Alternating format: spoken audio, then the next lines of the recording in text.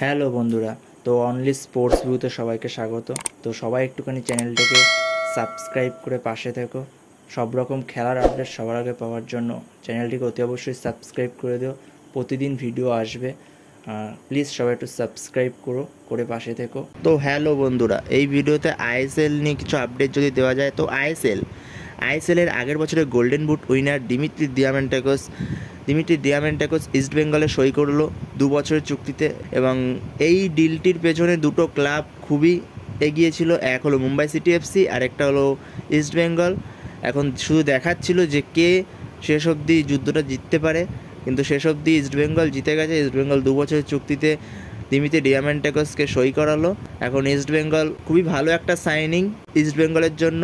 দেখা যাক আরও কিছু প্লেয়ারকে পরে ইস্ট বেঙ্গল সই করাবে। তো ইস্ট বেঙ্গলের অ্যাটাকিংটা খুবই সুন্দর হবে। দিমিত্রি দিয়ামেন্টাকোস একজন খুবই ভালো প্লেয়ার। তো এর পরের আপডেটে যদি যাওয়া যায়, তো রয় কৃষ্ণাকে নিয়ে যদি কথা বলা যায়, তো রয় কৃষ্ণা একটা সময় শোনা যাচ্ছিল যে রয় কৃষ্ণা কলকাতাতেও ফিরতে পারে, কলকাতার কোনো ক্লাবে সে সাইন করতে পারে। তো এখন যেটুখানি খবর শোনা যাচ্ছে, রয় কৃষ্ণা আরও 1 বছর উড়িষ্যাতেই কন্টিনিউ করতে পারে। উড়িষ্যা তার সাথে আরও 1 বছরের কন্ট্রাক্ট রিনিউ করতে পারে। তো দেখা যাক এখন কন্ট্রাক্ট রিনিউ করে কি না। অফিসিয়াল হয়ে গেলে তোমাদের জানিয়ে দেবো ব্যাপারটা। তো কন্ট্রাক্ট রিনিউ করে কি না দেখা যাক। তো এই কিছু আপডেটই দেওয়ার ছিল, ইস্ট বেঙ্গলের আপডেটটাই দেওয়ার ছিল, সাথে রয় কৃষ্ণার ওই ছোটো আপডেটটুকু দেওয়ার ছিল। তো এই ভিডিওতে এই পর্যন্তই। নেক্সট ভিডিওতে দেখা হচ্ছে। আরও অনেক ভিডিও আসবে সামনে, ট্রান্সফার উইন্ডো খুলছে।